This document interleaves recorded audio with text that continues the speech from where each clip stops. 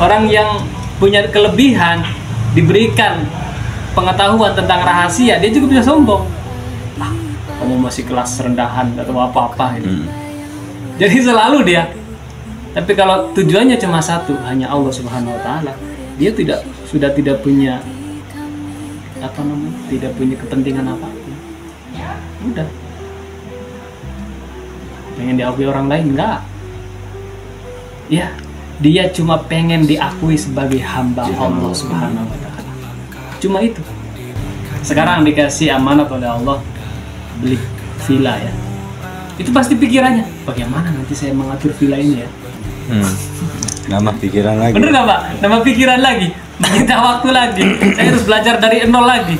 Padahal tanpa kita diberikan amanat yang kedua pun kita tetap masih hidup loh. Hidup itu masih berjalan. Dan kita hanya menunggu waktu sampai kita menghembuskan nafas terakhir. Sama nggak? Sama Pak. Bismillahirrahmanirrahim. Assalamualaikum warahmatullahi wabarakatuh. Waalaikumsalam. Teman-teman, terima kasih yang udah hadir di sederhana ini. Mudah-mudahan langkah kita semuanya diridhoi Allah Subhanahu wa taala. Amin. Dan yang terpenting adalah sehat terus ya semuanya. Amin. Dan mudah-mudahan semua masalah yang teman-teman hadapi saat ini diberikan solusi yang terbaik oleh Allah Subhanahu wa taala. Rizkinya dimudahkan. Amin. Ya, penyakitnya juga mudah-mudahan disembuhkan oleh Allah. Amin. Nggak bosan-bosan kita harus terus belajar untuk memperbaiki diri ya. Ini bukan ngaji tapi belajar bareng. Ya, belajar bareng berarti belajar memperbaiki diri masing-masing. Ya. Saya hanya Mematik kan. bukan membatik juga. Ya anggap aja radio bodol gitu. Kalau bahasa Jawa mah. Ya juga kan. Ngerti tuh. Radio bodol. Bahasa Sunda nah. Radio. Ayo mah bahasa orang Jawa tak radio bodol ngerti ya. Radio yang udah nggak kepake gitu Pak Budi. Cuman dia ngomong aja ini. Alhamdulillah kita udah melalui beberapa session dan yang sekarang kita masih di kelas dasar, masih di kelas 0 ya, Pak Budi belum naik-naik ini. Gimana ngajinya? Masih di bab awal aja ini. Karena memang yang kita baca ini adalah kitab hikam ya, dan kitab hikamnya itu langsung ke syarahnya yaitu kitab Iqadul Himam yang dulu itu sering dibaca oleh Buya Syakur. Rutin ya setiap hari Senin gitu, dari mulai tahun kalau nggak salah ya 2005 gitu. Tapi yang muncul di permukaan itu 2008 di radio waktu itu ya. Jadi belum ada YouTube. 2008 itu masih di radio. Dan yang mendengarkan itu masih sangat-sangat minim sekali. Banyak orang yang ketika Buya ngaji tuh, ngaji apaan ini gitu. Ngaji kok nggak ada pahalanya gitu. Ya sekarang aja kita misalkan ya ngomong terus nggak ada yang mengarah ke finansial ya atau jalbu rizki gitu, bagaimana caranya supaya rizki kita mudah banyak gitu, kayaknya nggak menarik ya. Bener gak Pak? Yang paling enak itu ngomongin tentang uang, bisnis. Terus yang kedua biasanya perempuan dan seterusnya. Kalau ini ngajinya nggak ngomongin ke sana, nggak ada untuk mencari bagian kita, ya, nggak ada buat menikmati hasil dari ibadah kita. Jadi nggak pengen surga, apalagi perempuan gitu ya, bidadari kan. Kalau jadi di surga itu perempuan tuh namanya bidadari. Yang jadi pertanyaan nanti, kalau yang perempuan dapatnya apa tuh? Bidadara. Bingung ya. Yang laki-laki dapat bidadari, kalau perempuan dapat apa? Padahal surga yang paling tinggi itu adalah surga kedekatan dengan Allah Subhanahu wa taala. Ya, maqamul muqarrabah. Seorang ahli ibadah dia akan terbang ke surga. Ada Jannatul Ma'wa, Jannatul Na'im, Jannatul Firdaus. Tapi orang yang sudah pengen kenal Allah, dia akan terbang ke maqam muqarrabah. Hanya pengen dia bersua dengan sang kekasih itu yang menciptakan dia, yang memberikan segala kenikmatan kepada dia waktu hidup di dunia. Luar biasa. Tapi nggak ada salahnya kalau kita pengen surga, nggak ada salahnya. Masih itu dikatakan sebagai minal mukhlisin, ya, orang yang ikhlas. Tapi tingkatannya sangat rendah gitu ya. Ya, tapi kita nggak boleh ngejudge siapapun ya. Yang penting adalah kita mau melakukan kebaikan-kebaikan, mau melakukan aturan-aturan yang dibuat oleh Allah. Jangan sampai nggak sama sekali. Berarti kalau nggak pengen surga, nggak pengen bidadari, nggak pengen kenikmatan di akhirat, berarti nggak usah berbuat apa-apa gitu. Ya justru itu yang menjadi salah. Makanya ini banyak yang terjebak sekali. Orang yang ketika sudah mau belajar bener, belajar pengen kenal Tuhan, pengen dekat dengan Allah, ujung-ujungnya malah dia terjebak untuk meninggalkan aturan itu sendiri, meninggalkan syariatnya. Hati-hati. Ahli ibadah ya, yang syariat itu terjebak atau selalu digoda dengan larangan. Dia enggan untuk melakukan perintah dan mau melakukan larangan, menerobos melakukan larangan. Tapi ahli tarekat juga ada godaannya, Pak. Godaannya dia akan mengaku sebagai wali. Ya, pengakuan. Pengen dianggap lebih mulia dari orang lain. Pengen dianggap lebih berilmu dari orang lain. Itu ahli tarekat. Kemudian ahli ma'rifat juga masih tetap dia ada godaan. Dia akan menganggap dirinya sebagai Tuhan. Ketika dia sudah mengetahui rahasia sesuatu, ya, akhirnya dia terjebak. Seolah-olah dia adalah panjangan. Iya. Karena dia sudah dibukakan rahasia, dia ngomong ke sana kemari, dia terjebak bahwa seolah-olah dia ini adalah ya, seperti yang terjadi di kisahnya Syekh Siti Jenar dan Al-Halas. Itu terjebak. Ahli marifat. Yang terakhir adalah ahli hakikat. Nah ini orang yang sudah tidak bisa, seharusnya ya, tidak mungkin terjebak dengan godaan-godaan apapun. Karena dia tidak punya tujuan apapun kecuali hanya Allah itu sendiri. Pengakuan nggak penting, nggak mau. Diakui pengen lebih dari orang lain itu nggak mau. Karena hakikatnya kelebihan apapun yang diberikan oleh Allah itu berpotensi untuk menjadikan kita sombong. Kita misalkan punya kelebihan uang, pasti berpotensi sombong. Sama banyak uangnya. Kalau kamu, ya kan? Orang yang diberikan banyak kelebihan ilmu berpotensi sombong juga, merendahkan orang lain. Nah, kamu mah golongan orang bodoh misalkan. Orang yang punya kelebihan diberikan pengetahuan tentang rahasia, dia juga bisa sombong. Kamu masih kelas rendahan atau apa-apa gitu. Jadi selalu dia.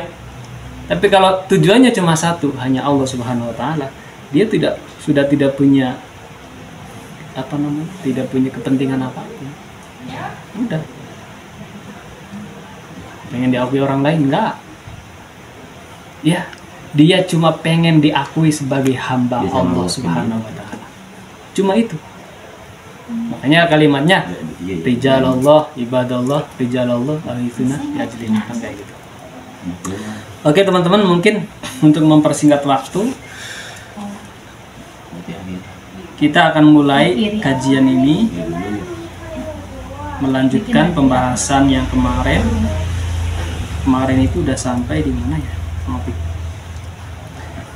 Kita masih di bab 1 teman-teman, yaitu min alamatil i'timad 'alal amal nuqsanu raja' inda wujudi zat. wala yasihu al-intiqal ila maqamin hatta yuhaqqiqu ma qablah. Kita nggak boleh berpindah dari satu makom ke makom lain. Ya, kita nggak boleh naik level dulu sebelum kita bener-bener sampai atau bener-bener hak, bener-bener kokoh di makom yang pertama ini. Di pegawai lah, makomnya masih makom ahli ibadah, makom syariat. Ya udah, jalani itu semampunya, sebisanya. Jangan kemudian pengen naik level padahal kita belum sempurna di level yang pertama. Yang paling konkret adalah contohnya, kita sekarang masih orang sederhana dalam segi finansial, ya. Otomatis dalam segi psikologi juga masih sederhana, artinya belum mapan. Kita masih seperti inilah, kerja juga masih males, bener nggak? Ya. Kerja juga masih belum sepenuh hati, ya. Belum, kaki jadi kepala, kepala jadi kaki, belum lah. Ya. Kita kerja masih normal, pagi-pagi berangkat, pulang sore. Belum pernah kita kerja seperti yang tadi saya contohkan jam 12 malam lah. Bahkan mungkin ada orang yang kerja sampai pagi buta ya, baru pulang. Kemudian kita ngayal, ya Allah, saya capek hidup seperti ini, saya pengen jadi orang kaya dong. Nah ini kan udah pengen loncat sendiri. Harusnya yang diperbaiki adalah dari diri kita, mempersiapkan diri kita bagaimana supaya menjadi manusia yang kokoh, siap menerima semua ketentuan Allah. Kalau saat ini kita belum siap menerima ketentuan Allah, sampai kapanpun kita tidak akan pernah terima. Sekarang nggak terima jadi orang miskin, besok jadi orang kaya nggak bakal bisa terima. Sepakat. Sekarang ngeluhnya apa? Gak punya duit, gak punya kerjaan, gak bisa ini, gak bisa itu. Padahal itu semuanya keluhan-keluhan aja. Kalau kita mau berusaha, insya Allah semuanya ada jalan. Ya. Kalau kita masih banyak ngeluh ketika di kondisi sekarang, pengen jadi orang kaya, ketika Allah bikin kita jadi orang kaya, kita pun tetap akan ngeluh. Ya Allah, ternyata enak jadi orang miskin. Capek. Capek jadi orang kaya tuh. Duit mikirin ini harus mikirin karyawan. Karyawan harus digaji sebulan 15 juta. Aduh, gimana ini? Usaha saya yang di sana, usaha saya yang ini. Wah, udah. Terima kasih. Dulu waktu saya masih ya istilahnya pas-pasan ya, gaji 3 juta, 2 juta. Itu nggak mikirin apa-apa. Sekarang dikasih amanat oleh Allah beli villa ya, itu pasti pikirannya bagaimana nanti saya mengatur villa ini ya. Nama pikiran lagi. Bener nggak Pak? Nama pikiran lagi, meminta waktu lagi. Saya harus belajar dari nol lagi. Padahal tanpa kita diberikan amanat yang kedua pun kita tetap masih hidup loh. Hidup itu masih berjalan.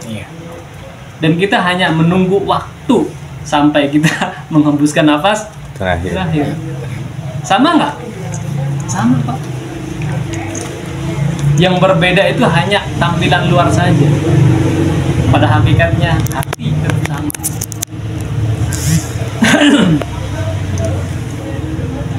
Ngajinya kemana-mana ya? Nggak apa-apa San.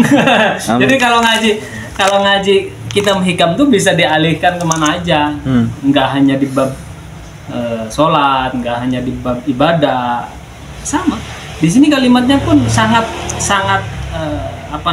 global sekali. Wala yasihu al-intiqal ila maqamin hatta yuhaqqiqu ma qablah. Kita nggak boleh naik level terlebih dahulu sebelum kita mapan di level yang pertama. Faman asyraqat bidayatuhu asyraqat nihayatuhu. Kenapa bisa begitu? Karena ketika kita sudah mapan di awal kita memulai bisnis, di awal kita mulai bekerja, di awal kita mulai melangkah.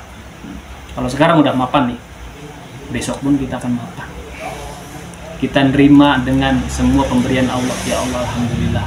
Ya Allah, alhamdulillah. Setiap hari ya Allah, alhamdulillah. Diberi apapun alhamdulillah. Terus tapi bekerja siang malam nggak pernah berhenti. Terus ya, semangatnya terus.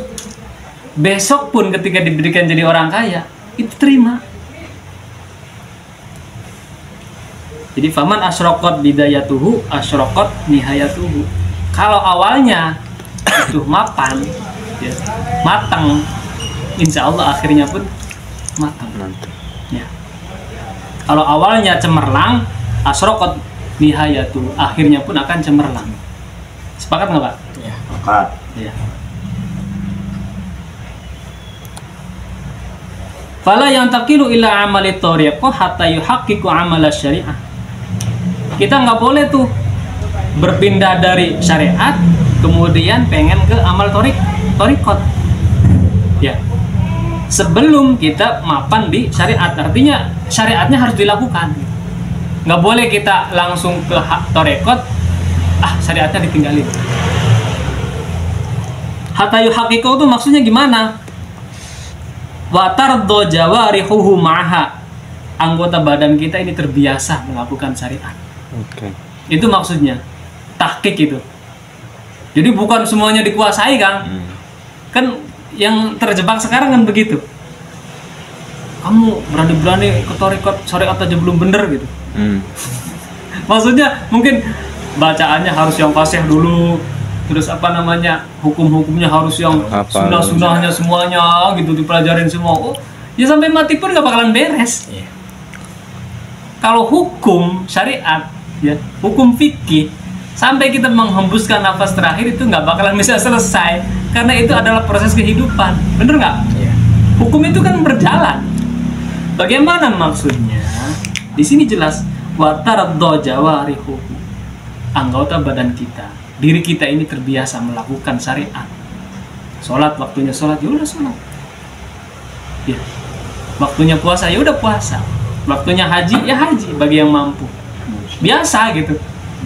Jadi nggak ditinggalin itunya. Itu maksudnya watardo, tayu haqiqo amala syariat. Jadi bukan semuanya harus dipelajari gitu. Nah, kalau kita misalkan udah sholatnya dijalanin, puasanya dijalanin, syahadatnya oke, ya udah kita mulai naik ke level thariqah. Jangan punya pandangan bacaan saya belum bener ya. Ya, nggak jadi masalah. Sekarang kita misalkan, mohon maaf ya, masuk Islam sudah dalam umur yang sepuh dan tua. Ada orang mungkin yang baru mualaf umur 60 tahun, bener nggak? Iya. Untuk belajar baca Al-Fatihah itu kan lama ya Pak ya. Apalagi kan kita bukan orang Arab ya. Nggak ada masalah sambil jalan. Yang penting sholatnya dilakukan. Terus bacaannya gimana? Bacaannya sambil jalan belajar. Terus diperbaiki. Coba bayangin. Kalau yang dipahami adalah hatta yuhaqqiqu amala syariat, semua hukumnya harus paham semuanya, fikihnya harus paham semuanya. Kapan dia bisa naik ke level berikutnya? Habis umurnya. Habis umurnya. Jadi yang terpenting itu adalah jalani syariat semampunya, itu kuncinya. Tapi tidak boleh ditinggalkan. Saya bisa sholatnya cuma biasa aja kayak orang-orang pada umumnya, habis itu saya berangkat kerja lagi, nggak ada masalah. Saya emang nggak bisa wiridan, nggak ada masalah. Saya mau bacaannya waktu sholat nggak bisa tartil, nggak ada masalah. Yang penting dijalani. Yang salah adalah ketika kita meninggalkannya itu. Poinnya itu Kang. Wa tardu jawarihu ma'aha bi ayu haqqiqut taubah bi syurutiha. Contohnya lagi, kita melakukan taubat sesuai dengan syarat-syaratnya. Wa yuhaqqiqut taqwa bi arkaniha, taqwa dengan rukun-rukunnya. Wa yuhaqqiqut istiqomah bi aqsamiha, istiqomah juga dengan bagian-bagiannya. Wa hiya mutaba'atur rasul fi aqwalihi wa af'alihi wa ahwalihi. Apa semua itu? Ya, yaitu mengikuti Kanjeng Nabi Muhammad SAW dari semua lini, baik ucapan, perbuatan, dan juga hatinya atau gerak-geriknya. Gitu. Kemarin saya waktu ngaji sama ibu-ibu, saya teringat ada 2 kriteria seseorang itu mengikuti Kanjeng Nabi. Pertama secara zahir, kedua secara batin. Kalau secara zahir, ya cukup dengan mengikuti sesuai yang diperintahkan oleh Kanjeng Nabi. Kalau secara batin, dia harus belajar mengikuti apa yang dilakukan oleh Kanjeng Nabi secara akhlak. Apa? Ketika sholat dia belajar untuk mentadaburi apa yang dia baca. Jadi sholat itu kalau mengikuti Kanjeng Nabi nikmat. Artinya belajar untuk memahami alhamdulillah, namanya artinya itu. Oh, segala puji lillahi untuk Allah. Hanya segitunya. Rabbil alamin yang menguasai seluruh alam semesta. Jadi yang pokok-pokoknya aja. Kemudian ketika misalnya Allahu Akbar, ya kan? Allah Maha Besar. Allah yang mempunyai semua alam semesta. Itu diresapi. Itu yang dilakukan Kanjeng Nabi. Kemudian juga ketika membaca Al-Quran, kalau bisa, ya. Jadi sedikit demi sedikit itu juga sebagai salah satu cara untuk mengikuti Kanjeng Nabi atau mutaba'atur Rasul fil haqiqat. Banyak kalau baca di kitab Tajul Arus, ya, di situ di antara salah satunya juga selalu menerima dengan pemberian Allah. Itu mutaba'atur Rasul, Pak. Cinta Rasul. Ya. Jadi apapun yang diberikan Allah kita, ya Allah makasih, ya Allah terima kasih, alhamdulillah. Itu mutaba'atur Rasul. Kanjeng Nabi itu disakiti orang lain, nggak pernah dia mencela orang yang menyakitinya. Apa kalimatnya? Kanjeng Nabi malah mendoakan orang itu. Itu kan artinya terima kasih, kan?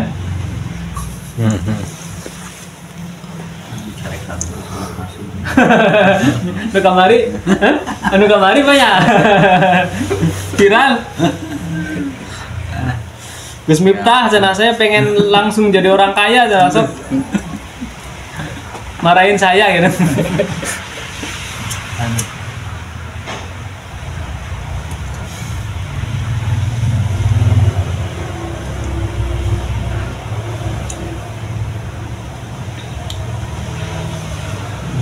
Fa'idha tazakka al-zahira wa tanawwara bisyari'at intaqala min amali syari'at al-zahira ila amali tariqat al-batinah. Nah, kalau sudah syariatnya terbiasa kita lakukan, kemudian ada sedikit sinar-sinar atau sedikit cahaya dari syariatnya itu. Nah, kemudian kita diperbolehkan lanjut ke level yang kedua, yaitu melakukan amal tariqah al-batinah. Tariqat al-batinah juga termasuk syariat. Kalau di kitab Sirul Asror, syariat, ya, zahir, yaitu hukum-hukum ini, ya, rukun-rukun ini, ya, arkanul Islam lah. Ada syariat batin. Syariat batin itu adalah tariqat ini. Jadi tariqat itu juga termasuk dari syariat. Wahya at-taswiyah min awsafil basyariyah ala ma ya'ti. Apa amalu tariqah al-batinah? Yaitu bersiap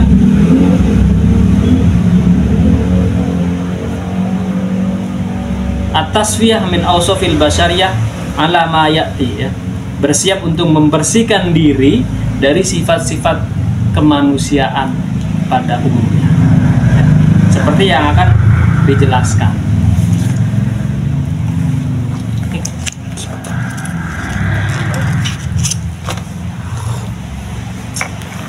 Jadi kalau sudah terbiasa melakukan syariat, insya Allah dia akan diberikan sedikit cahaya oleh Allah Subhanahu Wa Taala.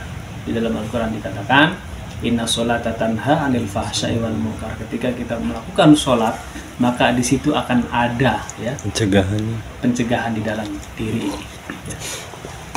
Kita ada yang melerai, kita ada yang melarang. Kalau kita mau melakukan sesuatu yang salah. Itu diantara salah satu indikator bahwa ada sedikit cahaya di dalam diri ini, ya. Tapi kalau nggak sholat, wah bahaya, bablas aja tuh. Lama-lama padam itu cahayanya. Semakin lama meninggalkan sholat, semakin lama dia tidak diberikan larangan itu, warning di dalam hatinya. Lama-lama dia akan bersekutu. Lama-lama dia akan bangga dengan perbuatan kemaksiatannya, perbuatan dosanya. Setelah itu lama-lama dia akan mengajak orang lain untuk berbuat. Kalau sudah seperti itu namanya Takabur. setan yang berbentuk manusia itu. Ya, jadi setannya itu udah bukan halusinasi lagi, tapi sudah menjelma menjadi bentuk udah membentuk wujud. menjadi manusia. wujud. Iya. Ya itulah. Ya mungkin kita perlu banyak belajar dari syariat ini juga. Ya. Yang terpenting adalah jalani syariat semampunya, tapi jangan ditinggalkan. Ya simple. Yang membuat ruwet dia, yang membuat kayaknya tuh rumit banget sebenarnya diri kita sendiri. Iya. Sholat tuh mudah nggak Pak? Mudah. Cepet nggak Pak? Bisa cepat bisa. Cepet bisa lama. Yang bikin sulit siapa Pak? Sendiri. Diri sendiri. Oh kayaknya harus begini harus terlalu banyak aturan. Nggak ada di dalam aturannya sholat itu misalkan harus bacanya yang panjang gitu, berdirinya harus sekian menit, ada nggak? Cuma nina doang loh. Iya. Sesimpel itu loh. Ya itu syariat. Ya itu syariat. Nanti kalau kita mulai masuk ke tahap yang kedua, yaitu syariat batin atau yang dinamakan thariqat. Thariqat itu jalan ya, jalan dari dimensi atau dari jalan, dari sudut pandang yang lain ya, dari jalan singkat itu. Kalau syariat kan jalan umum ya, kalau thariqat itu dia mulai Jalan pintas. jalan pintas lah ya, jalan pintas ya. Mungkin itu yang bisa kita bahas hari ini. Mudah-mudahan kita selalu bisa istiqomah ya, istiqomah untuk terus belajar, karena yang sangat sulit itu istiqomah. Tadi juga ada istiqomah itu ada syaratnya, wal istiqomah fi asyratiha. Jadi kesimpulannya adalah apa? Kita nggak boleh loncat ke level berikutnya sebelum kita menerima di level yang pertama. Jangan langsung pengen jadi orang kaya kalau kita belum bisa menerima jadi orang miskin. Iya.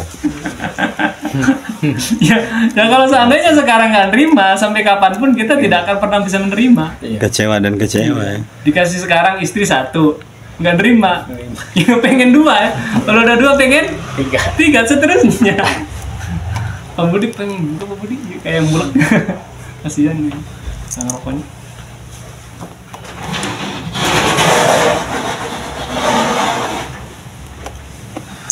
Ya mungkin itu topik semuanya yang bisa saya sampaikan. Mudah-mudahan ada manfaatnya. Amin.